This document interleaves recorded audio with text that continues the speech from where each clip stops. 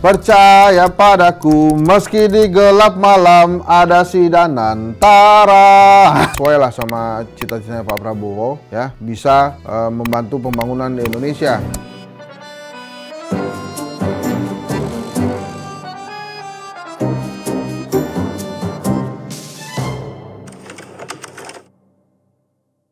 Assalamualaikum warahmatullahi wabarakatuh teman-teman. Ini ada lagi lagunya Pak SBY. Percaya padaku, meski di gelap malam ada si Danantara.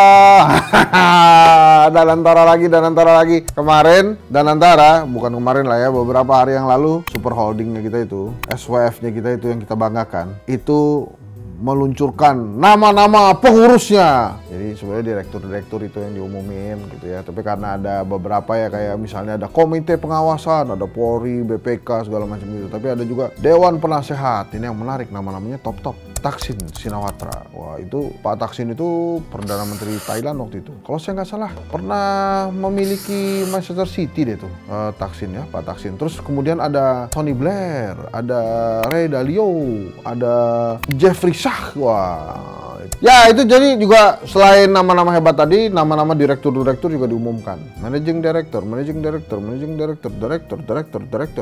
Ada yang saya kenal nggak? Banyak, karena nama-nama hebat juga tuh. Mereka kenal saya nggak? Ya kenal lah, masih yang nggak kenal Henry Satrio, a.k.a. Hensa.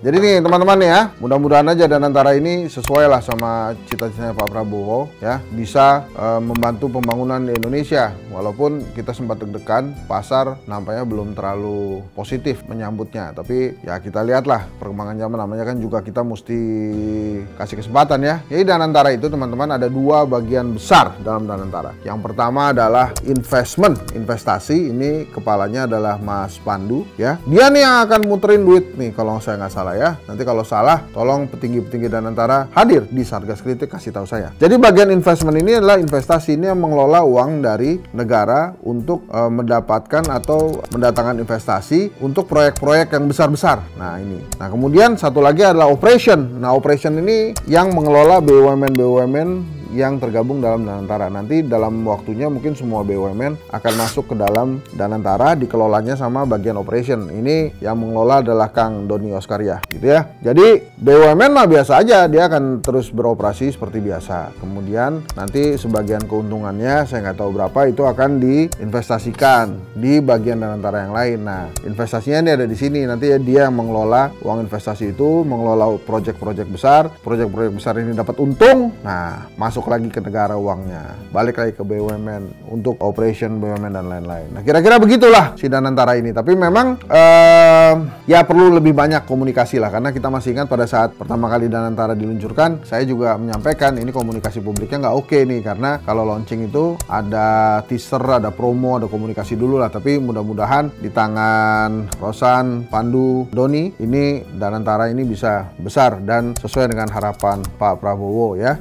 Dan mudah-mudahan pasar juga teryakini. Nah tapi memang ini menarik tentang komunikasi publik. Tanggal 21 kalau saya nggak salah ya, ada 21 Maret kalau saya nggak salah, itu ada rapat paripurna sidang kabinet Pak Prabowo. Semuanya diundang tuh, ngomongin tentang pentingnya komunikasi publik. Jadi Pak Prabowo minta kepada jajarannya untuk memperbaiki komunikasi publik supaya, kata Pak Prabowo nih, progres program-program kerja Pak Prabowo itu bisa diterima oleh masyarakat. Jadi masyarakat juga tahu gitu. Jadi masyarakat tuh nggak cuma dengar hal-hal yang kontroversi, misalnya kurang kerjaan lah, atau pemain timnas kalah karena kurang gizi lah, atau program MBG katanya akan ada menu pempek dan batagor gitu-gitu. Jadi maksudnya Pak Prabowo, kalau pesan komunikasinya belum lengkap, kalau kemudian program-programnya juga belum kuat, hati-hati dalam menyampaikan pesan-pesan ke publik, karena bisa jadi publik bisa salah terima, misalnya yang pertama. Terus kemudian selain itu justru program-program bagusnya itu tidak keluar gitu, tidak tersampaikan dengan baik, karena biasanya publik itu lebih suka hal yang kontroversial. Ini kan sebetulnya ada teori komunikasinya ya.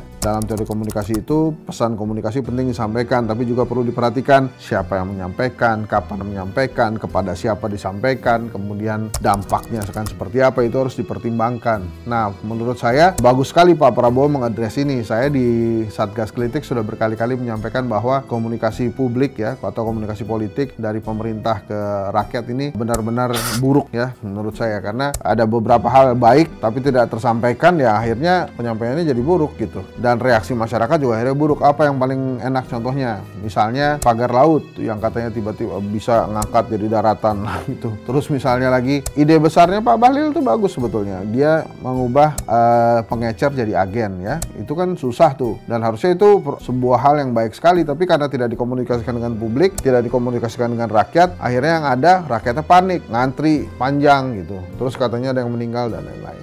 Baru selesai itu rapat paripurna tentang komunikasi, keluarlah di doorstop lah, jadi keluar dari ruangan kalau saya nggak salah itu ya, di doorstop ini Kepala Komunikasi Presiden nih, Mas Hasan, Bang Hasan apa ya, apa Pak Hasan ya, kira-kira begitulah ya. Nah itu di doorstop tuh tentang dugaan teror ya kepada Tempo gitu, jadi ini saya menggunakan kata dugaan supaya pas juga, tapi ya kalau menurut saya itu sih teror ya, bahwa Tempo dikirimi waktu itu masih belum dikirimin tikus tanpa kepala, jadi masih dikirimin, bukan masih ya, baru dikirimin bangkai kepala babi tanpa kuping. Kepala kantor presiden itu menjawab dimasak aja, heboh lah masyarakat, padahal baru dikasih tahu sama Pak Prabowo komunikasi yang benar.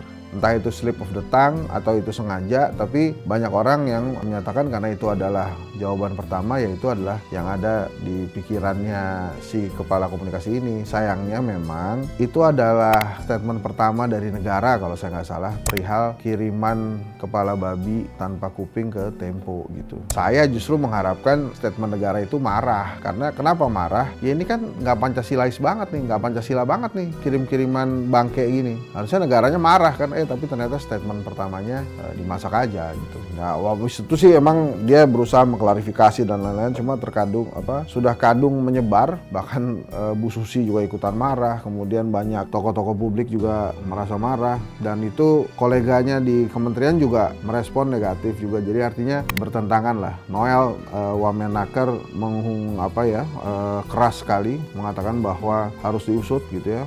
Kakak Pigai, Menteri HAM juga mengatakan hal yang keras, harus diusut. Jadi memang komunikasi publik ini harus hati-hati pemerintah ya, apalagi terkait dengan kemaslahatan rakyat dan tentang demokrasi, karena kan yang diserang adalah Tempo ini kan media adalah pilar keempat demokrasi gitu ya. Jadi ya harusnya negara juga ikut prihatin. Malah saya justru yang prihatin. Kenapa? Karena akhirnya banyak banget keluar kontra-kontra narasi, misalnya tuduhan bahwa Tempo ngirim babi sendiri biar diperhatiin gitu-gitu loh. Kemudian wah ini bukan teror lah, wah ini main ini ya, itu makanya menurut saya acungin jempol untuk Pak Listio Sigit Kapolri, dia langsung meminta jajarannya untuk menyelidiki itu. Top Pak Kapolri, Pak Sigit, jangan lupa progresnya harus terus disampaikan ke rakyat Pak Sigit, karena sesuai dengan arahan Pak Prabowo, komunikasi yang baik, karena kalau tidak dikomunikasikan secara transparan dan bertahap terus menerus, rakyat menunggu akhirnya jadi nggak percaya lagi, ntar kepercayaan kepada kepolisian jadi turun. Jadi kemarin responnya top banget Pak Sigit, hanya sekarang kita tunggu, mudah-mudahan pada saat ini ditayangkan sudah ada update-update dari Kapolri dan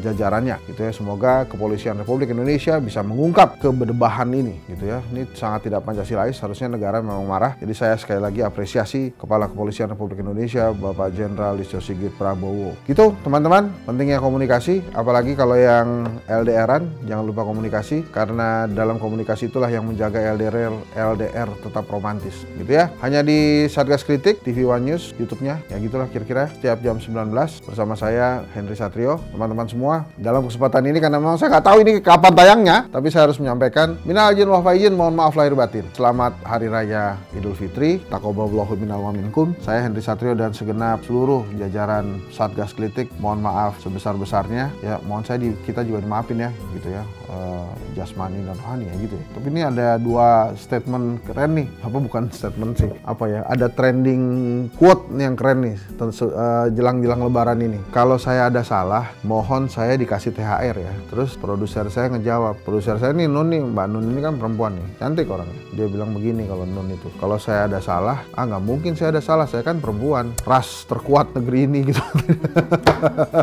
Luar biasa. Teman-teman, terima kasih. Mohon maaf lahir batin. Sekali lagi, Assalamualaikum warahmatullahi wabarakatuh.